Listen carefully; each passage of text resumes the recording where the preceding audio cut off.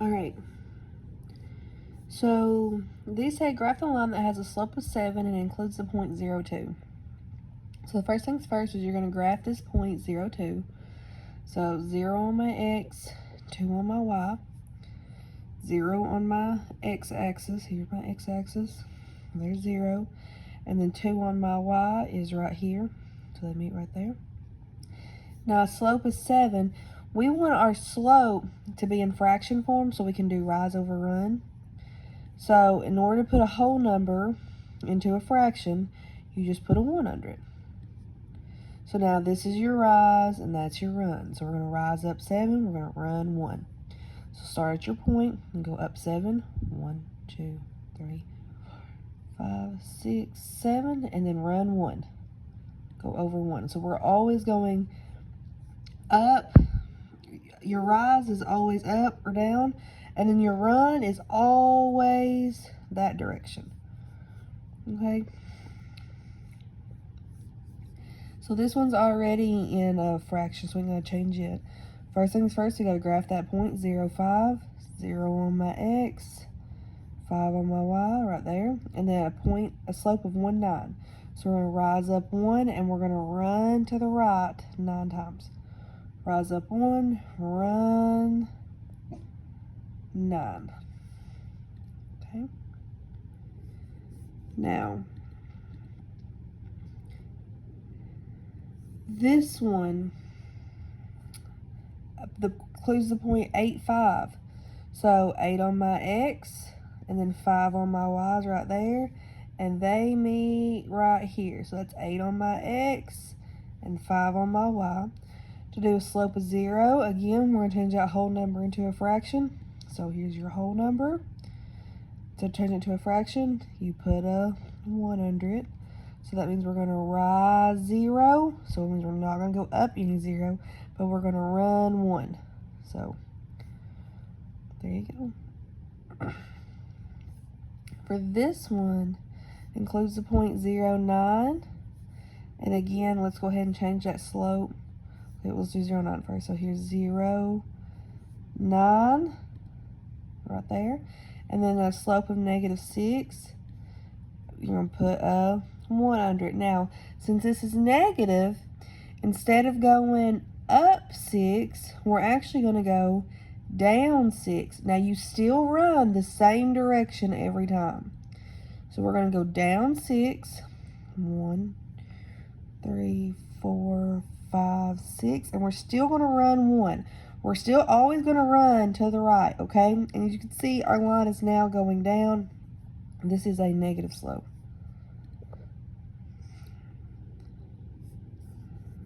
Okay. Then it's going to start giving it to you in the full 4 quadrants. So again, you're still going to point the same plot the same points. 1, 3, so 1 on my x, 3 on my y. That meets right here. 1 on my x, and then here's my y-axis. Here's 3. They meet at that point right there. The slope of -7. So again, -7, that means we're going to go down 7, but we're still going to run the same direction. So let's see, go down 7. 1, 2, 3, 4, 5, 6, 7. And we're going to run 1. And you can see our line is going down. It is a negative slope. 0, -3. So 0 on my x, right here, 0 on my x, and then -3 on my y is right here. So they meet right there. So again, for this one, we're going to go down 7. We're still going to run that 6. So let's see, we're going to go down 7, and we're going to run 6. Okay? Soon it's going to start looking like this. Y-intercept. Y-intercept means where it crosses the y-axis at. So this is kind of actually an easier question in my opinion when they get to these harder levels. This is where it crosses the y-axis.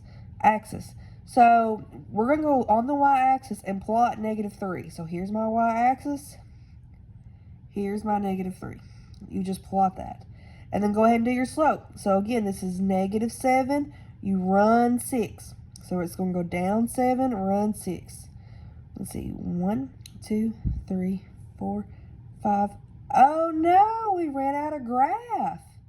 So if we've ran out of graph, let's think. So we want, if this is a negative slope, our line needs to be looking like this, right? It needs to be going in a downward slope. It does not need to be going this direction because this is a positive slope. We want a negative slope. So we want it looking like this somehow. And we can't go down 7. So since we can't go down 7, we actually have to work backwards.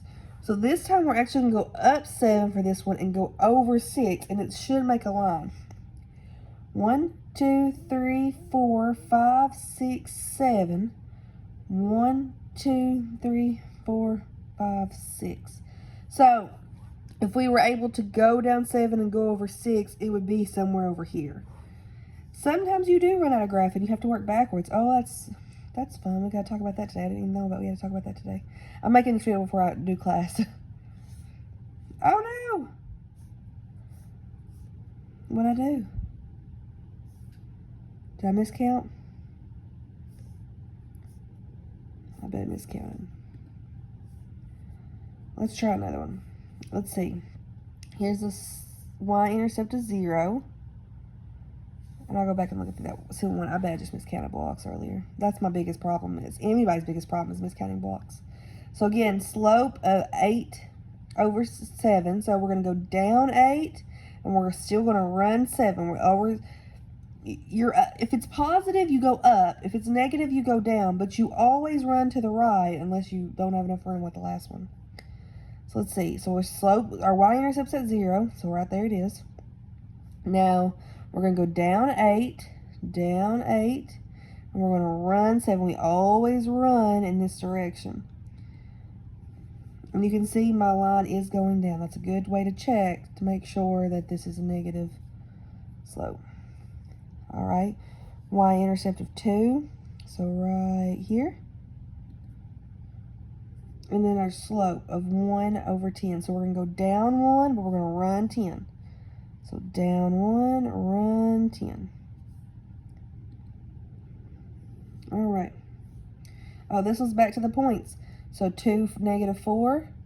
So here's 2 on my x, negative 4 on my y. That's where that point meets at. 2 on my x, negative 4 on my y.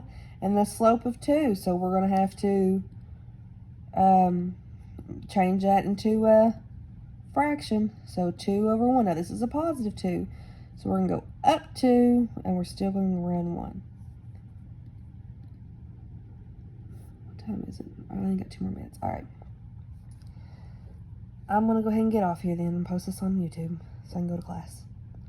If you need any help, get back on the Zoom, okay?